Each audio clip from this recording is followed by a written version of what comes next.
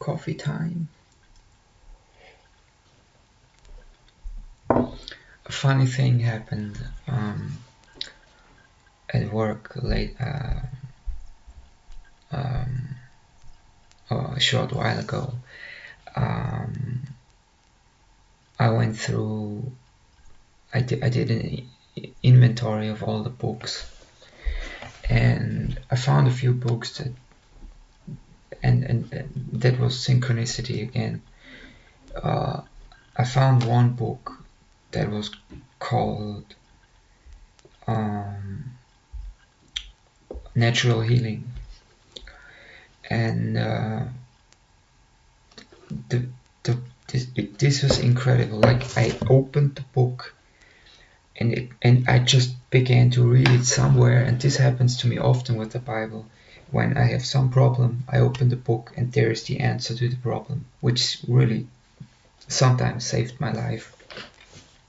Like when I first read Psalm number 1, then I decided to cut certain people out of my life, and that, I think, really saved my life.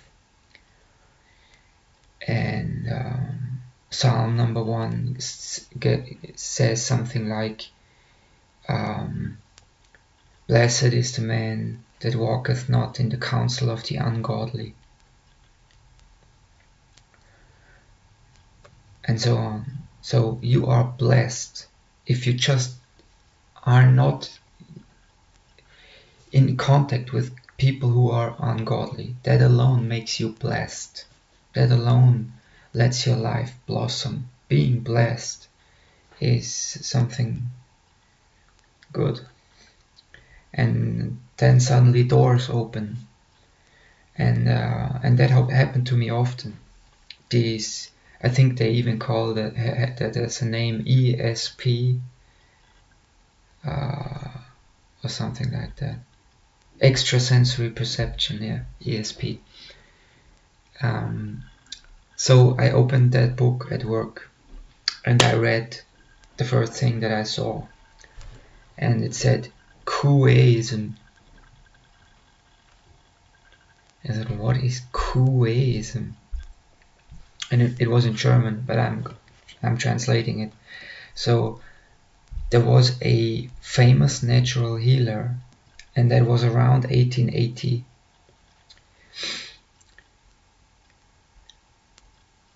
So that must have been about shortly before the time of Franz Mesmer, who invented Mesmerism, or shortly afterwards, about that time. So, and this man, he was a natural healer, and he invented something similar to what's called autogenous training, or autogenous training, which is a relaxation method. And this man, his name was Emile Coué, and he invented Coueismus, or Coueism. And I read about Coueism, and it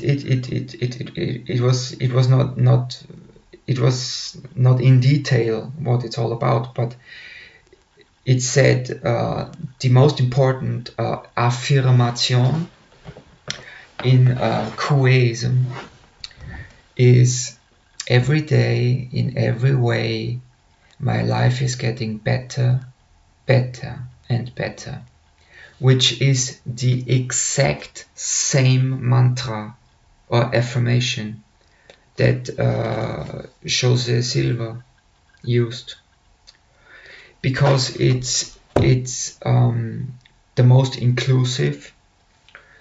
It's not very specific. You can use more specific affirmations, but that is very powerful. And he said that, Coué said that the best way to do that is when you are already tired, because it opens up the subconscious, or after you just woken up and you're still in bed and you just say this sentence 25 times and you don't think about it. Try not to intellectualize the sentence, just say it without thinking about it. The more you do that, the more this sentence will become part of you. And it's very interesting that he used 200 years earlier, he used the exact same affirmation that José Silva used, which is every day, in every way, my life is getting better, better and better. And in German it was jeden Tag wird in jeder Hinsicht mein Leben besser und besser und besser. José Silva used to say, used the mantra better and better. So every day, in every way, my life is getting better and better. Later he changed it to 3 times, better, better and better, because there is some magical attribute to the number 3, which is called the law of 3. So he changed the mantra, but it's exactly the same mantra that Coueism, which was a French priest, I think, used 200 years earlier. And I really thought about,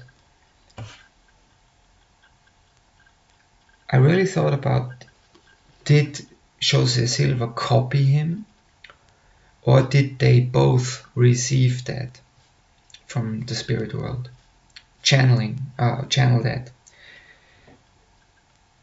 And I'm not sure. I could not imagine how a guy from Mexico, José Silva, or from New Mexico, I'm not sure, could have known about Émile Coué, who lived in 1875 in France. How could he have known that? He would have been able to read German or French to even know about that, because he's not world famous. Coueism, it was a big thing around 1900 to do these Coueisms. It was a big thing in the year 1900 or 1885 was a big thing. But how could José Silva, who invented Silva mind control, how could he have known that? As far as I know, he didn't speak any other language than English. So how could he have known the exact same mantra or affirmation? And what was also very interesting was, the book was called Natural Healing, and I just opened it in the middle, and there was this thing, and it also talked about mesmerism, and there was another interesting story about mesmerism from the testimony of Roger Morneau. Roger Morneau made a testimony, a Christian testimony, that he got involved in an occult organization, and he was introduced to people, he was accepted there. So he was already in, and then he wanted out, but he couldn't get out. But he eventually made it, because he found someone who was a Christian, who explained to him all these things, and he was already like, he was initiated there, and he was like, it's a wild story. The story is called, it's on YouTube, A Trip into the Supernatural by Roger Morneau. Morneau is written Morneau, and he is a Canadian, French Canadian. So he said that they told him that there are other organizations like us, but we are the elite. We have the direct connection to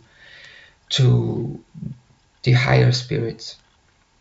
So and Roger Monroe said that they told him that Franz Mesmer was chosen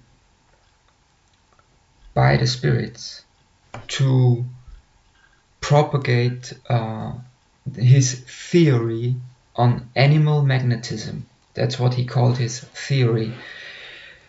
It's very interesting that he said that Lucifer himself chose Franz Mesmer because he was a scientist, he had the right mindset, and he showed him certain things. So he made this theory called Theory on Animal Magnetism, which is also called Mesmerism, and sometimes it's called hypnotism. And the book immediately said that using affirmations has nothing to do with the occult or the esoteric. That was the first sentence. Pretty interesting. Also, the story from Roger Monroe is so interesting, and it's also in German on YouTube. In German it's called Eine Reise ins Übernatürliche. And it's like the interview, I think, must be from the 1980s, something like that. And there he was already an old man. And all this happened shortly after World War II to Roger Monroe. And he said that they told him that Franz Mesmer was chosen by the spirits to propagate his theory on hypnotism. And so in this way, hypnotism became something accepted by the scientific community. And he said that certain people have this ability to magnetize people or something. So it's very interesting. And also a very interesting story about Silva mind control is the story of Andy Perrow. And if you can find his story, Andy Perrow, like he was in this super soldier program, and he said that they chose him because he learned Silva mind control when he was a child, and he used it for bodybuilding. So he visualized himself, and it's very extensively explained. That's basically the best book on witchcraft you can get, and I mean the original. It's a blue book and the title is just Silva Mind Control, and that's really the basics of witchcraft. It's not really in detail, but this is very powerful, especially if you do that. If you do that regularly, you basically you make yourself a temple in meditation, and you can put whatever you want into that temple. Like, for example, a swimming pool that's healing you, a healing pool. Or you could also put into the temple like a computer with all your memories that you have forgotten. And if you do that again and again and again, you can literally go to the computer and look at your memories that you have forgotten in your active mind. So you get access to your subconscious. If you do that, if you really do that, that's the basics of witchcraft. I mean, how to heal yourself. And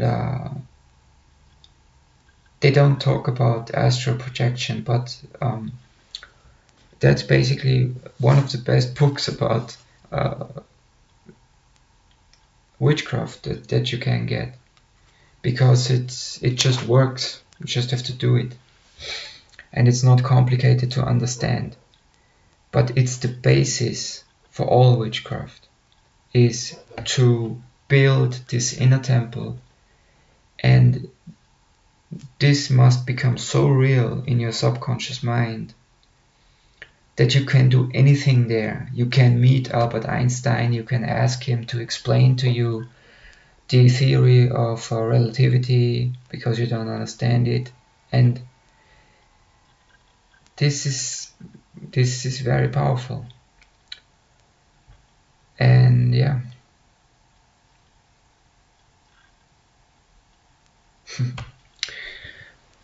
So I think I have the book somewhere,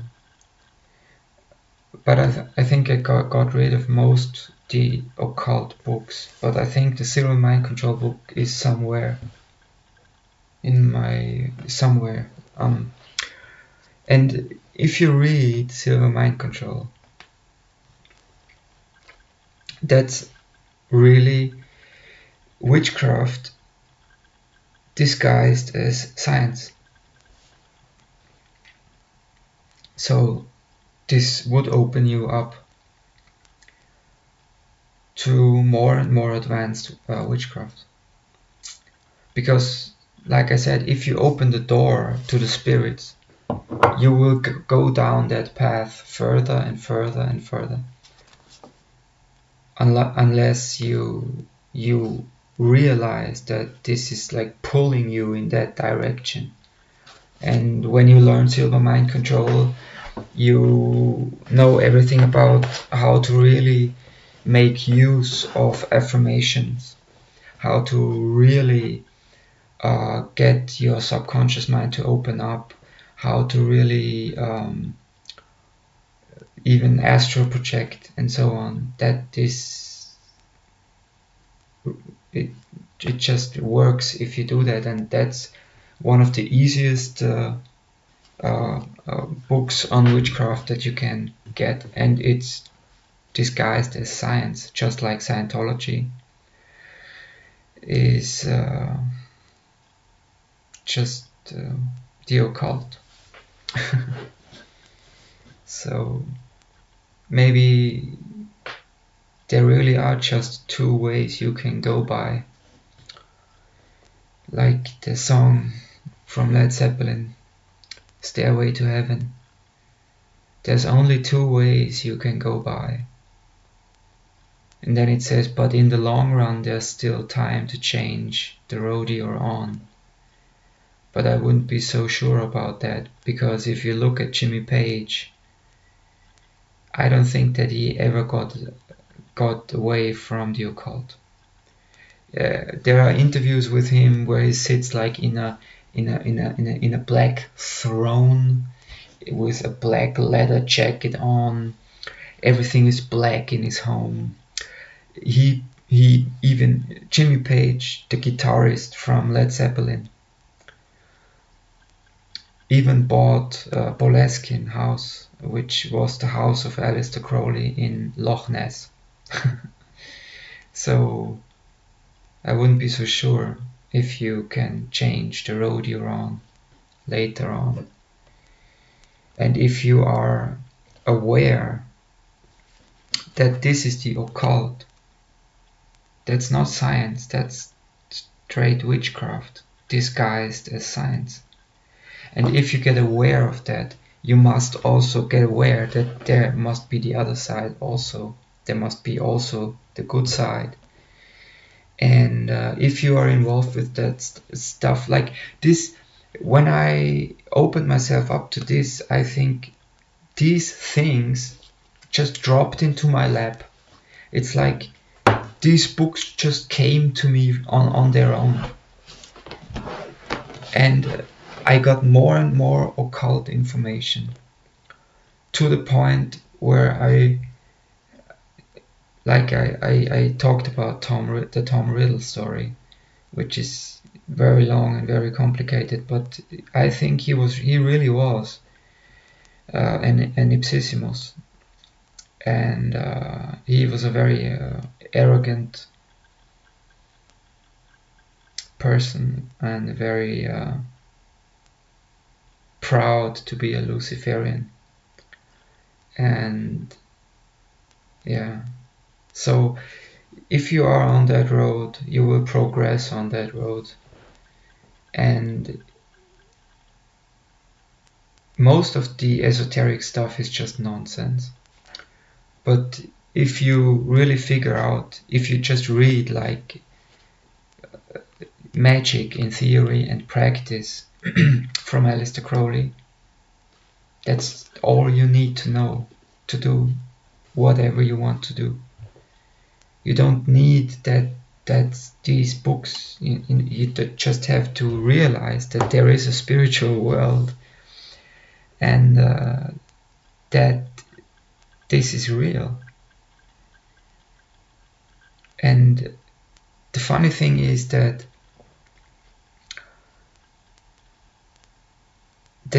that was also from The Exorcist that I listened to recently.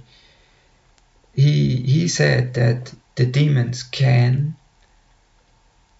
This guy is an exorcist. That's what he does for a living. And he said the demons can and do twist your memories, distort your memories. They can make you unable to focus. They can just try to make you angrier and angrier and angrier. Like, for example, they can really make your memory a blank. Like,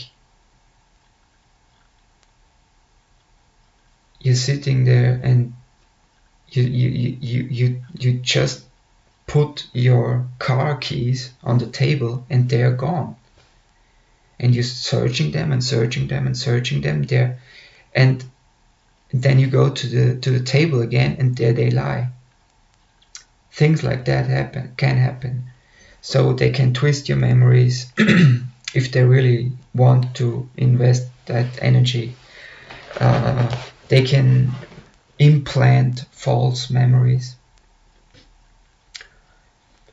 And this guy was a Roman Catholic exorcist, and it was very eye-opening how powerful that is. And the interesting thing is that even though I saw Jesus myself, the demons are so powerful that if you get involved in worldly things, they can make you forget. They can make you want to forget. They can make you doubt. They can put more and more and more doubt on you, to the point, and then they introduce a new friend, and he also makes fun of it, and that makes you even doubt even more that it really happened, and then you stop talking about it, and then you just forget that it ever happened, and then you are in the world again. So if you wake up to Jesus, then you really have to work at staying there, mentally staying there, because it's not easy with all the distractions to stay aware of him, and that he is real, and that he is probably the most powerful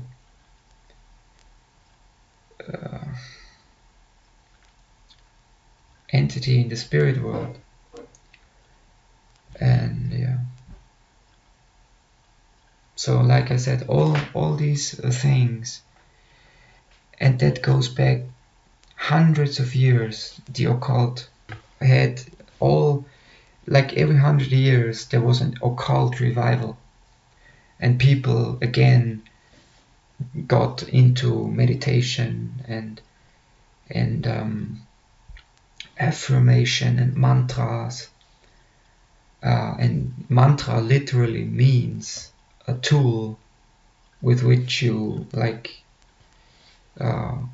work in the garden, like a gardening tool, a real, in German it's a Werkzeug. That's what a mantra means. So these sentences are tools to change your inside world, to build a new inside world, a new temple. Like the Bible says, the body is the temple of God. So, and the spirits constantly defile you, and they can make you forget that you met him. They can do that. If you get lost in the world again, they can make you forget that ever happened. That's how powerful that is. So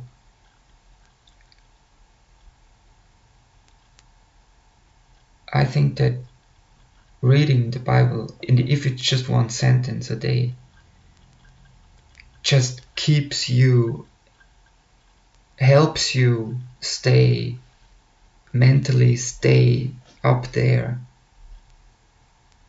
because the world is constantly pulling you down. And yeah. Thanks for listening, and good day.